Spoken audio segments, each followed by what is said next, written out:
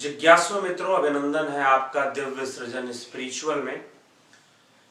तो जैसा कि विदित है कि श्रीमद् भगवद गीता पे चर्चा चल रही है, तो पिछले चर्चाओं में हमने श्रवण किया कि किस प्रकार यज्ञ आदि कर्मों को करना चाहिए, और जो महापुरुष है वो भी करते हैं, अवतारी पुरुष भी इसको करते हैं, सिद्धों के द्वारा भी किया जाता है, ताकि लोक संग्रह हो सके और लोक कल्याण हो सके।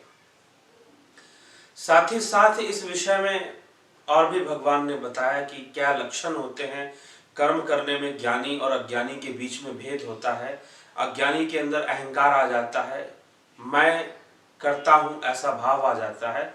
लेकिन ज्ञानी जो तत्वों को जानता है और उस परम पुरुष को जानता है, तो वो निश्चय ही आत्मस्थित हुआ सारे कर्मों को करता है और कभी ये नहीं सोचता है कि ये करने वाला मैं हूँ, क्योंकि सब कुछ प्रकृति के गुणों के द्वारा स्वतः ही होता है। यह तो जीव की विवशता है कि उसे ऐसा करना पड़ता है, यज्ञ रूपी व्यापार करना पड़ता है, जिससे कि वह अपने जीवन को और बेहतर बना सके। तो आइए चर्चा को आगे बढ़ाते हुए हम चर्चा करते हैं। अथकेन प्रयुक्तो अयम पापम चरति पुरुषः अनिच्छन्नपि वार्षणेय बलादिव नियोजित। अर्जुन प्रश्न करता है यहाँ पर 36वें श्लोक के अंदर। 35वें श्लोक तक हमने स्वधर्म परधर्म की चर्चा से खत्म किया था।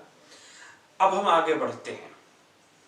अर्जुन का प्रश्न है कि हे कृष्ण, हे वृष्णिवंशी कृष्ण, तो फिर यह मनुष्य स्वयं ना चाहता हुआ भी बलात् लगाए हुए की भांति किससे प्रेरित होकर पाप आचरण करता है? क्योंकि स्वयं तो नहीं चाहता, लेकिन बलात् लगाए हुए वो बहुत सारे कर्म नहीं करना चाहता, लेकिन फिर भी वो बलात् कर रहा है। उसके ऊपर कोई हावी हो गया है या कोई ऐसी प्रेरणा उसको मिल रही है। क्यों मिल रही है और क्यों ऐसा हो रहा है?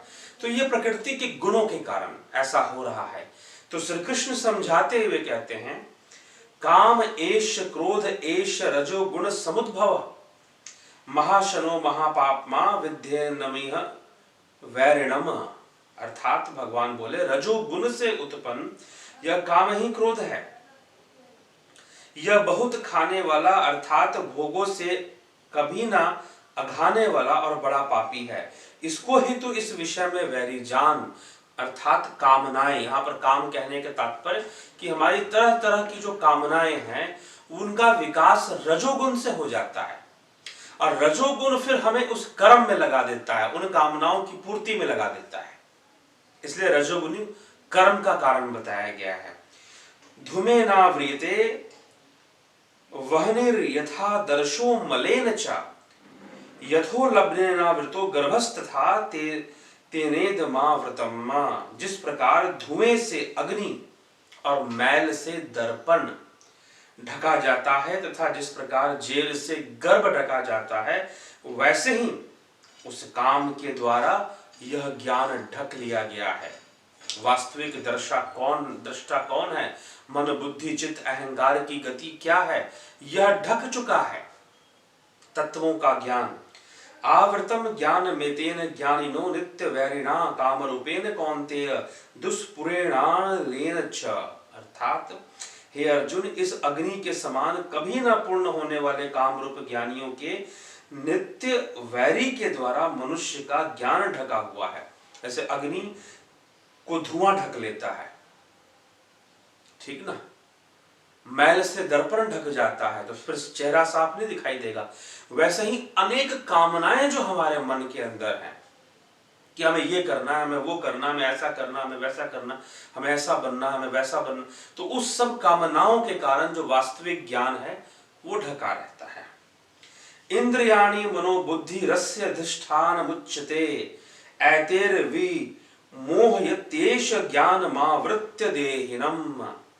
इंद्रियां, मन और बुद्धि, ये सब इसके वास स्थान है। अब काम बसता कहां पर है? प्रश्न बनता है, ये काम रहता कहां पर है? तो इंद्रियां, मन और बुद्धि, इसमें काम बसता है। यह काम इन मन बुद्धि और इंद्रियों के द्वारा ही ज्ञान को आच्छादित करके जीवात्मा को मोहित करता है, ज्ञान को पर्दा डालता। फिर ज्ञान का विषय क्या है? इंद्रियां, मन, बुद्धि से परे जो आत्म तत्व है, जो पुरुष तत्व है, वही वास्तविक दृष्टा है, वही इंद्रियां, मन, बुद्धि से देखने वाला है। तस्मात् मिन्द्रियाणायादौ नियम्य भरत शर्भ पापमानम प्रजहि हेन ज्ञान विज्ञान नाशनम। अर्थात इसलिए है अर्जुन, तू पहले इंद्रियों को वश में करके इस ज्ञान और विज्ञान का नाश करने वाले महान पापी काम को अवश्य ही बलपूर्वक मार डाल, इसे नष्ट कर दे। इंद्रियों को स्थूल शरीर से, इंद्रियाणि प्राण्याहु रिंद्रियेभ्यः परम मनः, मनसस्तु परा बुद्धिर्यो बुद्धे परतस्तु सह। इंद्रियों को स्थूल शरीर से पर, यानी इंद्रियों को स्थूल शरीर से पर यानी श्रेष्ठ, बलवान और सूक्ष्म कहते हैं।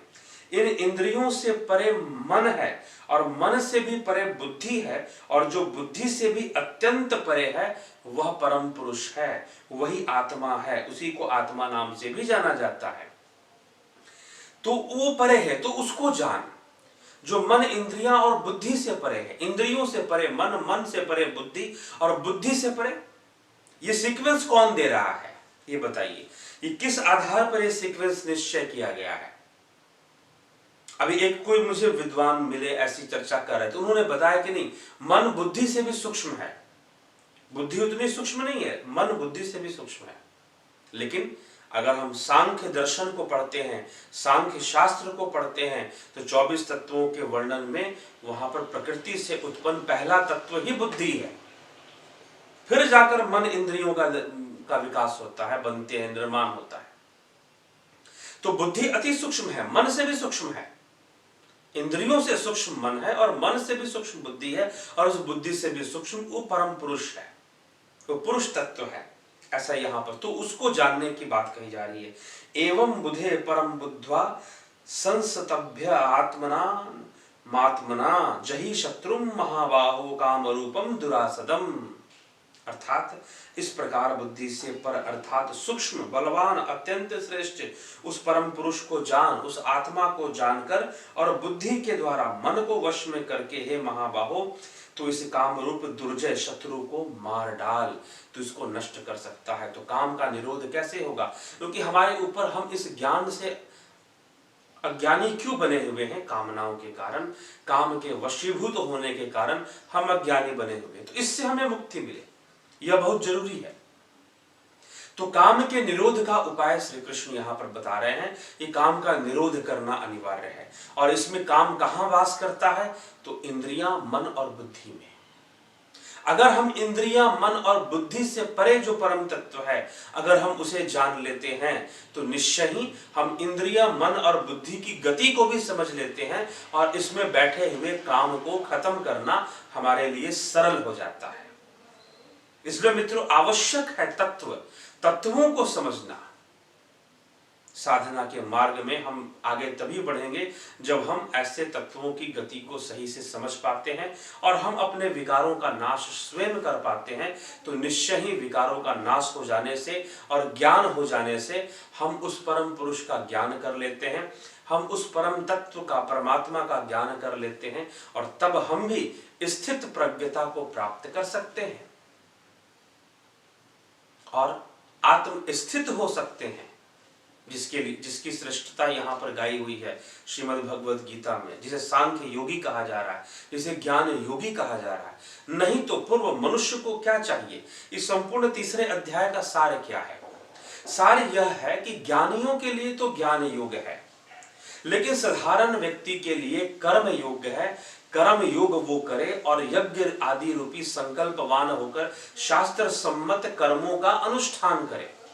अगर वो ऐसा करता है तो उन कर्मों से भी वो अपने कामनाओं का नाश कर कर अनासक्त भाव से ऐसे कर्मों को करने से वह सिद्धि को प्राप्त होगा, उन सिद्धियों को जो ज्ञान योगी भी प्राप्त करते हैं।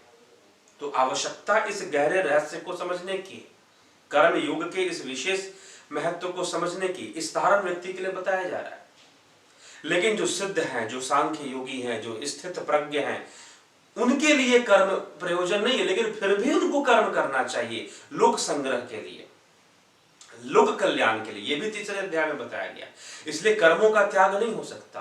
जो भी संसार में शरीर धारण करके रखा है उसे कर्म तो करना ही है। प्रकृति के वशीभूत वो कर्म करेगा, विकारों के वशीभूत वो कर्म करेगा, परंतु तुम संकल्पवान बनो, शास्त्र सम्मत संकल्प लो और शास्त्र युक्त होकर तुम कर्म करो, वेद युक्त होकर तुम कर्म करो, वेद विहित कर्म करो। तो इस प्रकार से यह उपदेश यहाँ पर मिलता है। उन कर्मों को करने से भी तुम्हें सिद्धि प्राप्ति होगी, जैसे राजा जनक को ही, जनक का उदाहरण भी यहाँ पर दिया हुआ है। तो ये हमें विचार करना है और उस कर्म में कर्तापन ना हो। जो अज्ञानी है वो कर्तापन के भाव के वशीभूत हो जाता है, और जो ज्ञानी है वो सर्वदा तत्वों की गति को जानते हैं, वो तत्व ज्ञानी होते हैं। इसलिए कभी भी अपने ऊपर कर्म का वो नहीं लेते कि मैं करने वाला हूं, ऐसी भावना उनके अंदर नहीं आती। तो हमें भी यह समझना चाहिए और इंद्रियों के धर्म से बचकर उस आत्म तत्व के धर्म को, स्वधर्म की ओर हमें बढ़ना चाहिए। और इन सब में जो बाधा है वो काम है, जिसका वास इंद्रिय, बुद्धि और मन में है, उसका नाश करना चाहिए, उसे खत्म करना चाहिए।